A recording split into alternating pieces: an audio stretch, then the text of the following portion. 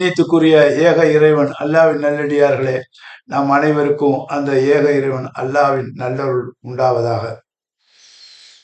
ஒரு 2 நாளைக்கு முன்னாடி நம்முடைய நண்பர் ஒருத்தர் வந்து கேட்டார், ஏங்க எல்லாரும் புத்தகத்தை வாசிக்கிறாங்க, கித்தாப்புனா புத்தகம், புத்தகத்தை வாசிக்கும் போது எடுத்தோடனே அவங்க பாட்டுக்கு வாசுறாங்க. அப்ப இந்த கித்தாபு, இந்த அல் குரானை மட்டும், இது கித்தாபு தானே, இதுவும் புத்தகம் தானே, இந்த புத்தகத்தை மட்டும் ஏன் அல்லாவுடைய திருநாமத்தை கொண்டு ஆரம்பம் செய்கிறேன், ஆரம்பிச்சு ஓதுறேன் அப்படின்னு நீங்க சொல்றீங்களே அப்படின்னு கேட்டார். அவர் கேட்கறது பாருங்க, எல்லாம் கித்தாப் தானே, எல்லாரும் புத்தகம், அந்த புத்தகத்தை மட்டும் இது மட்டும் ஏன் ஸ்பெஷலா அல்லாவுடைய திருநாமத்தை கொண்டு ஓதுறேன் அப்படின்னு சொல்றீங்களே அப்படின்னு கேட்டார். ஒரே வார்த்தை அவர் சொல்றேன்னா, இது வந்து மனிதனுடைய வார்த்தை இல்லை, இந்த புத்தகம் வந்து மனிதனுடைய வார்த்தை இல்லை ஒண்ணு. ரெண்டாவது வந்து மனிதன் யார் எல்லா மனிதனும் எழுதின புத்தகம் எல்லாம் அந்த புத்தகத்துக்கு கீழே அவங்களுடைய பேரை போடுவாங்க, இன்னார் எழுதியது இன்னார் எழுதியதுன்னு. அப்ப அந்த புத்தகத்துக்கு உரிமையாளர்னா அந்த எழுதினவர் தான். அப்போ அதே மாதிரி இல்லாம இந்த புத்தகம், இந்த அல் குரான் இருக்கு பார்த்தீங்கன்னா, இது இறைவனுடைய வேதம் தாண்டு அந்த வேதமே சாட்சி அளிக்குது, அந்த வேதத்துக்கு அல்லாவுடைய வார்த்தை சாட்சி அளிக்குது, அந்த அல்லாவுடைய வார்த்தைக்கு அல்லாவே சாட்சி அளிக்கிறான். எல்லாமே சாட்சியத்தினுடைய அடிப்படையில் தான் இருக்குது. இப்போ அதான் நான் சொன்னவற்றை நீங்கள் இப்படி கேட்குறீங்களே, ஒரு புத்தகத்தை படிக்கிறீங்க, அதை படிச்சுட்டு போறீங்க, ஆனால் இந்த புத்தகத்தை படிக்கும், இந்த கித்தாவை படிக்கும் போது ஏன் அல்லாவுடைய திருநாமத்தை பிஸ்மில்லாஹி அல்லாவுடைய திருநாமத்தை கொண்டு நான் ஆரம்பம் செய்கிறேன் ஓதுகிறேன்னாக்கா அது கண்டிஷன். எடுத்த உடனே என்ன சொல்றது குரானு, நீ இந்த குரானை படிக்கும் போது இறைவனுடைய திருநாமத்தை கொண்டு தான் ஆரம்பம் செய்யணும் அப்படிங்கிறத தெளிவா சொல்றது இறைவன். எப்படின்னா 96வது அத்தியாயம் முதல் வசனம், இக்கிற பிஸ்மி ரப்பிக்க அல்லது இக்கிற ஓதுவீராக படிப்பீராக, பிஸ்மி ரப்பிக்க உன்னுடைய இரட்சகனுடைய பெயரை கொண்டு நீ ஆரம்பம் செய். அப்ப கண்டிஷன். எந்த புத்தகத்தை எடுத்து நம்ம படிக்கிறோமோ அதனுடைய புத்தகத்தினுடைய ஆரம்பம் சொல்லுது, இக்கிற பிஸ்மி ரப்பிக்க உன்னுடைய இறைவனுடைய திருநாமத்தை கொண்டு நீ ஆரம்பம் செய். ஒண்ணு வந்துருச்சு. அப்போ அல்லாவுடைய திருநாமத்தை கொண்டு தான் நாங்கள் ஆரம்பிச்சு ஆகணும், அப்பதான் இந்த புத்தகத்தை நாங்கள் படிக்கணும்னு இல்லை. இந்த புத்தகம் சொல்ற கண்டிஷன், அல்லாஹ் சொல்ற கண்டிஷன், முதல் கண்டிஷன் என்னுடைய திருநாமத்தை கொண்டு தான் நீங்க இந்த கித்தாபை படிக்கணும். அப்ப ரைட்டு. அதே இதுல 96வது அத்தியாயத்துல 3வது வசனம், ஓதுவீராக சொல்ல உமது இறைவன் மாபெரும் கொடையாளி. இதை கொடுத்தா பாருங்க, இந்த கித்தாபை கொடுத்தா அவன் பெரும் கொடையாளி. இந்த கித்தாப் மூலியமா தான் எல்லாமே நீங்க தெரிஞ்சுக்கிட்டீங்க. அதனாலதான் இறைவனுடைய பேரை சொல்றாங்க, மாபெரும் கொடையாளி. என்ன கொடையாளினா, இந்த வானத்தை கொடுத்தது, பூமியை கொடுத்தது, உன்னுடைய மூச்சை கொடுத்தது, எல்லாத்தையும் கொடுத்தது இந்த கொடையாளியா, கிஃப்ட். மனித சமுதாயத்துக்கு அனைத்தையும் கொடுத்த இறைவன் மாபெரும் கொடையாளி. உனக்கு பேச்சு கத்து கொடுத்த, இந்த 2 லிப்ஸுக்கு இடையில ஒரு நாக்கு இருக்குது, அதை கொண்டு உனக்கு பேச்சு திறனை கொடுத்தேன், 2 கண்ணை கொடுத்தேன், நோசை கொடுத்தேன், கேட்பதற்கு காதை கொடுத்தேன், பேசுவதற்கு வாயை கொடுத்தேன், எல்லாம் முகர்வதற்கு மூக்க கொடுத்தேன், இவ்வளவு சொல்றான். அப்ப இவ்வளவு கொடை, அதான் மாபெரும் கொடையாளி. உள்ள கொடுத்தது கொடையாளி இல்ல, மாபெரும் கொடை. ஒட்டுமொத்த மனித சமுதாயமும் மனித சமுதாயம் வாழ்வதற்குள்ள அனைத்தையும் கொடுத்த கொடையாளி, மாபெரும் கொடையாளி. அவனுடைய திருநாமத்தை கொண்டு ஓதுவீராக. இது ஒரு கண்டிஷன் பாருங்க. அல்லாஹ்வுடைய தூதர் முஹம்மது நபி ஸல்லல்லாஹு அலைஹி வஸல்லம் அவங்க வந்து 10வது அத்தியாயம், 10வது அத்தியாயத்துல 94வது வசனம், அதுல என்னன்னா முஹம்மது நபிக்கு இந்த வசனத்தை இறைவன் வார்த்தையை சொல்றான். சொல்லிட்டு இறைவன் முஹம்மது நபி சொல்றான், முஹம்மது நபி இதில் நீ சந்தேகப்படாதீர். அதாவது சொல்றது வந்து அல்லாஹ்வுடைய வார்த்தை. யாருக்கு சொல்றான்? முஹம்மது நபி சொல்றான். முஹம்மது நபி முதல்ல நீங்க இதுல சந்தேகப்படுறாங்க, நீங்க சந்தேகப்படா எல்லாமே சந்தேகத்துல வந்துடும், நீங்க சந்தேகப்படாதீங்கிறான். ரெண்டாவது வந்து 29வது அத்தியாயத்துல 48வது வசனத்துல மக்களை பார்த்து சொல்றான். மக்கள் என்ன சொல்றாங்க, இது முகமது நபி கையால் எழுதுனது, முகமது நபி அங்கங்க கேட்டு வாங்கிட்டு வந்து நம்மகிட்ட சொல்றாரு, அந்த இயேசுநாதரை பார்த்து காப்பி அடிச்சாரு, இப்படிலாம் சொல்றாங்க பாருங்க.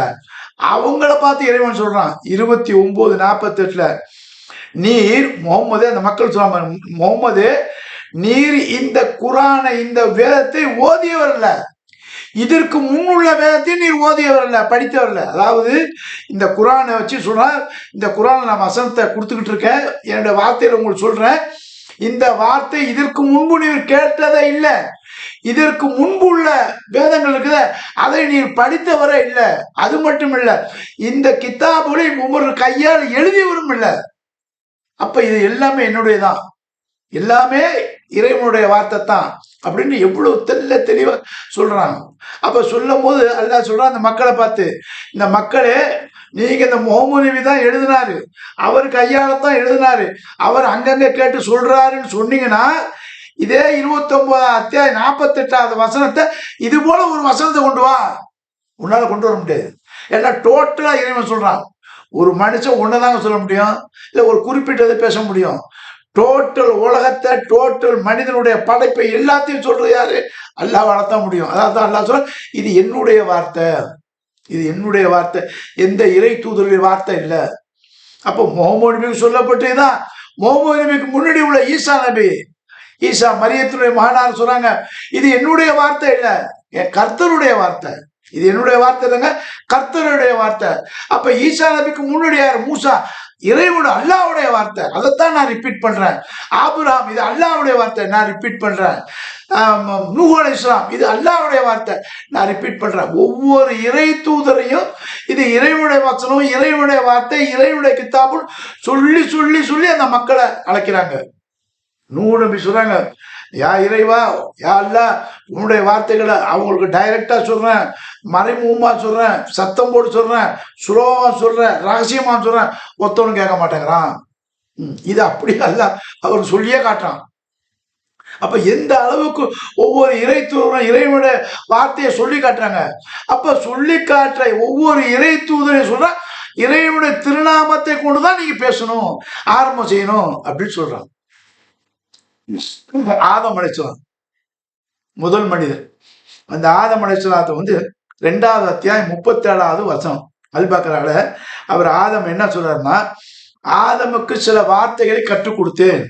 அல்லாஹ் சொல்ற, நான் தான் டீச்சரு, அந்த ஸ்டூடெண்ட் யார்? ஆதம். அந்த ஆதமுக்கு நான் தான் வார்த்தையை கற்றுக் கொடுத்தேன்.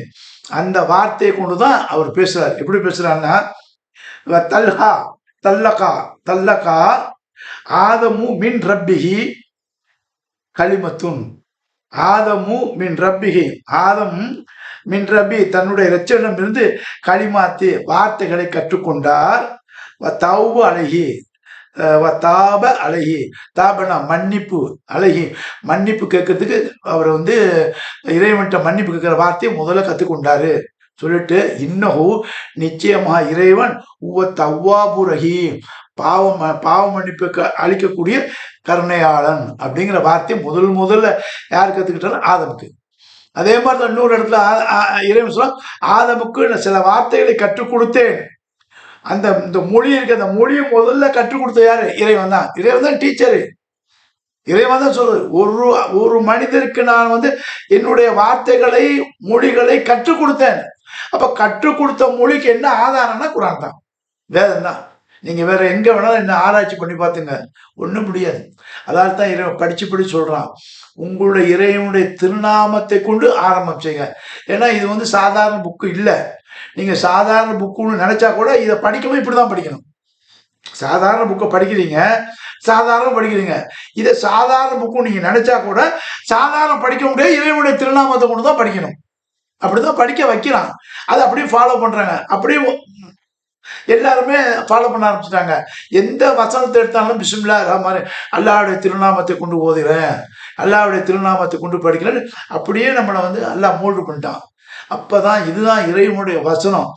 இந்த வசனத்தை தான் ஒவ்வொரு நபர்களும் நாங்கள் இறைவனை நம்பிக்கை இறைவனை நம்புகிறோம். அந்த நம்பிக்கை ஊற்றுறது இந்த குர்ஆன். சும்மா இல்லை, சாதாரணமாக ஒரு நம்பிக்கை இல்லை, வலுவான நம்பிக்கை. அந்த வலுவான நம்பிக்கை கூட இந்த வார்த்தையை சொல்றத, இது இறைவனுடைய வார்த்தை தான், இதை நம்பு, இதில் சந்தேகப்பட்டாத, அவ்வளவு கேரண்டி சொல்றான். அப்படிப்பட்ட இந்த கித்தாபை இறைவனுடைய திருநாமத்தை கொண்டுதான் நாங்கள் படிக்கணும்.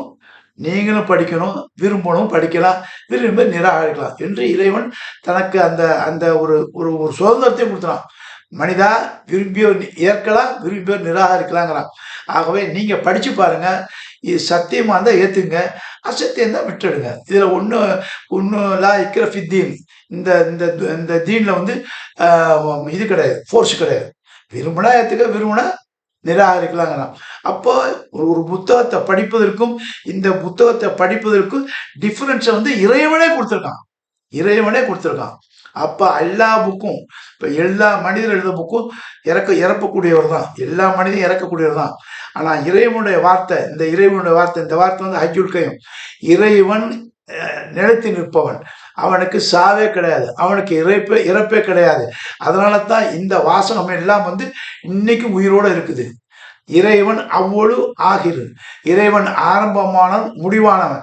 அவனுடைய வார்த்தையும் ஆரம்பமானது, முடிவானது. இதுக்கு முன்னாடி எதுவுமே கிடையாது, இதுக்கு பின்னாடி எதுவும் கிடையாது. அப்ப இறைவனுக்கு முன்னாடி எதுவும் கிடையாது, இறைவனுக்கு பின்னாடி எதுவும் கிடையாது. இதைத்தான் இறைவன் சொல்லி காட்டுறாரு. இந்த சொல்லி காட்டுற அந்த வார்த்தையை நம்ம படிக்கும் போது, இறைவா உன்னுடைய திருநாமத்தை கொண்டு இந்த வாசகத்தை நாங்கள் படிக்கிறோம், ஓதுகிறோம்னு சொல்றோம். அவை கண்ணியத்துக்குரிய அல்லாஹ்வின் நல்லடியார்களை, பலதரப்பட்ட மக்கள் எவ்வளவு கேள்வி கேட்டாலும் அந்த கேள்விகளுக்கு இந்த கித்தாபில் பதில் இருக்குது என்பதை நாம் எல்லாருக்கும் சொல்லி நாமளும் விளங்கணும், அவங்களுக்கும் விளக்க வைக்கணும். நன்றி. வசலாம்.